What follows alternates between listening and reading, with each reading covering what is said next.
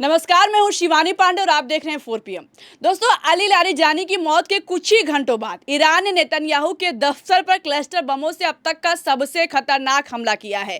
खबर है कि इजरायली प्रधानमंत्री के कार्यालय ने खुद खबर कंफर्म किया है कि नेतन्याहू से कोई संपर्क नहीं हो पा रहा है और उनके स्टेटस का कुछ अता पता नहीं है। तो क्या ईरान ने लारीजानी की मौत का इंतकाम ले लिया है? आखिर इजरायल ने नेतन्याहू की मौत की घोषणा वाले पोस्ट को अचानक क्यों डिलीट कर दिया है? इस पर जानकारी के लिए हमारे साथ प्रियंका जी मौजूद हैं। प्रियंका जी, पहले तो नेतन्याहू का एआई वीडियो सामने आया और अब इजरायली प्रधानमंत्री के कार्यालय ने खुद इस खबर को कंफर्म किया है। आखिर चल क्या रहा है? काफी कुछ से ज्यादा चल रहा है शिवानी। जिस तरीके से खामनेई की मौत के बाद ईरान ने दोगुनी ताकत से हमले किए, अब वही हमले लारीजानी की मौत के बाद 10 गुना बढ़ गए हैं। बड़ी खबर निकलकर सामने आ रही है कि ईरान ने ग्रीन जोन को टारगेट किया है।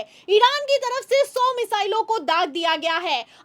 अमेरिकी एम्बेसी को धुआं धुआं कर दिया गया है और इजराइल का तेल अवीव जलकर खाक हो गया है। खबरें मैं आपको दिखा देती हूँ, देख सकती हैं आप। अल जजीरा ने बकायदा इस खबर को ब्रेक किया है और इस खबर में साफ लिखा हुआ है कि 100 military and security targets in the heart of Israel. तो 100 से ज्यादा इजराइल के ठिकानों पर ईरान ने मिसाइलें दागी हैं और ऐसी मिसाइलें दागी हैं कि चौतरफा धुआं धुआं दिखाई दे रहा है। तस्वीरें भी निकलकर सामने आई हैं, आप तस्वीरें देख सकती हैं। बकायदा तस्वीरें भी अल जजीरा की तरफ से जारी कर दी गई हैं और इस खबर में साफ साफ नीचे लिखा हुआ है कि IRGC ने क्लियर कह दिया है कि उसने लारीजानी की मौत का इंतकाम इजराइल से ले लिया है। तो क्या इस इंतकाम में नेतन्याहू को मार गिराया गया है? खबर निकलकर सामने आई है कि ईरान ने अब तक का सबसे खतरनाक हमला किया है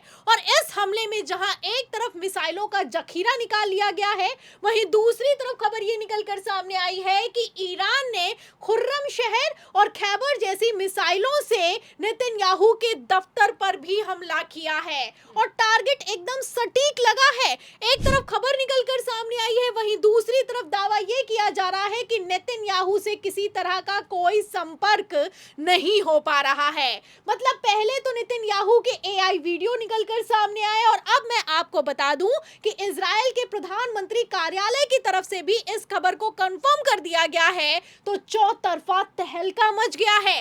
बड़ी खबरें निकलकर सामने आ रही हैं, तस्वीरें भी निकलकर सामने आ रही हैं और अल जजीरा ने बकायदा इन खबरों को ब्रेक किया है। सबसे बड़ा और जाना माना विदेशी मीडिया है और इसने क्लियर कह दिया है कि अब ईरान झुकने वाला नहीं है। मतलब खामनेई की मौत के बाद किस तरीके से ईरान ने ताबड़तोड़ हमले किए, अब वही कुछ लारीजानी की मौत के बाद होता हुआ नजर आ रहा है। खबरें निकलकर सामने आई हैं कि बगदाद के तो ग्रीन जोन में ड्रोन से अटैक किया गया है।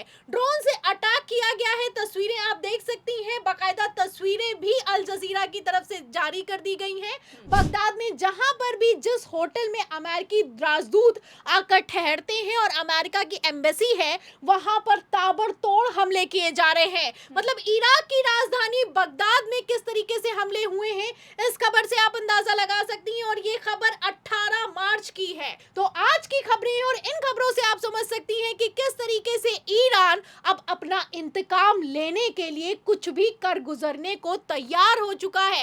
अब ईरान ये नहीं देख रहा है कि कहां उसकी मिसाइल जा रही है। आपको बता दें, खबरें यहां तक निकलकर सामने आ रही हैं कि देखती रह जा रही है, ट्रंप की फौज कुछ नहीं कर पा रही है और ईरान की मिसाइलें अपने टारगेट पर हिट कर रही हैं।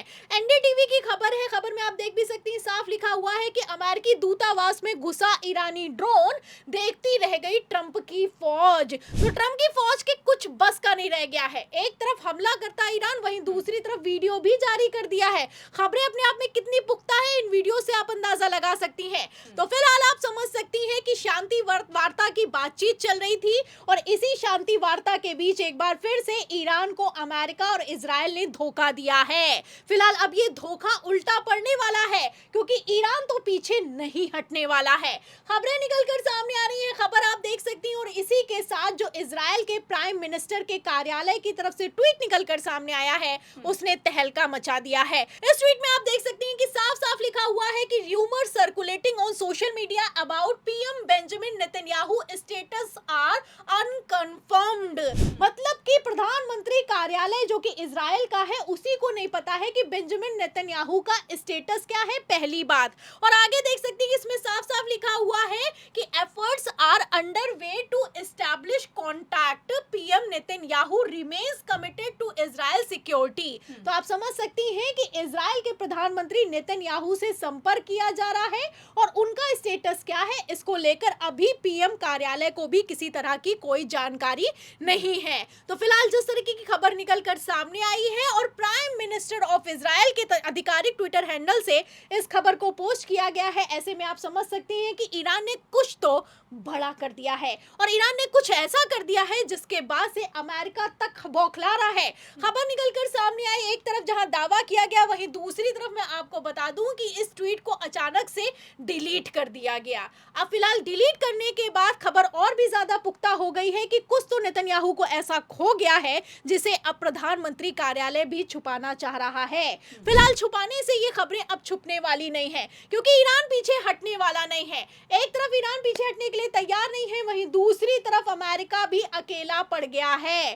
खबर निकलकर सामने आई है कि अमेरिका को नाटो से अब तक का सबसे बड़ा धोखा मिला है। आप देख सकते हैं खबर में लिखा हुआ है कि नाटो से लेकर यूरोप और एशियाई देश भी इस युद्ध से दूर हो गए हैं। उन्होंने साफ साफ कह दिया है कि ट्रंप ने बिना हमारे से राय लिए ईरान के खिलाफ जंग को छेड़ दिया और ये उनकी जंग है, वो खुद संभाले, हम किसी तरह की कोई मदद नहीं करने वाले हैं। और जाहिर सी बात है कि अगर नाटो इस युद्ध में कूद गया तो ये युद्ध अंतहीन हो जाएगा। तो ऐसे में आप समझ सकती हैं कि किस तरीके से अब डोनाल्ड ट्रंप भी अपने बनाए जाल में फंस गए हैं। नेतन्याहू का कुछ पता नहीं है और लारिजानी जो कि सिक्योरिटी चीफ है ईरान के, उनकी मौत के बाद से ये जंग और भी ज्यादा खतरनाक और खूंखार हो गई है क्योंकि अब क्लस्टर बम दागे जा रहे हैं और ताबड़तोड़ दागे जा रहे हैं। अब ईरान ये भी नहीं देख रहा है कि उसने अपनी मिसाइलों को किधर की तरफ पॉइंट किया है और जिधर भी पॉइंट किया है उधर टारगेट हिट हो रहा है। तो फिलहाल ईरान ने लारिजानी के कत्ल का इंतकाम लेने की कसम खाई है।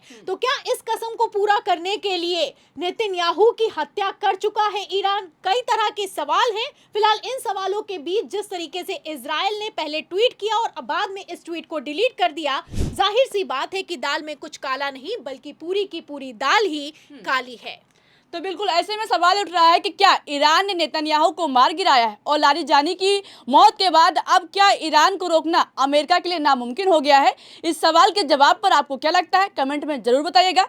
अगर चर्चा पसंद आई हो तो लाइक और शेयर करना मत भूलिएगा। देखते रहिए 4 PM। नमस्कार।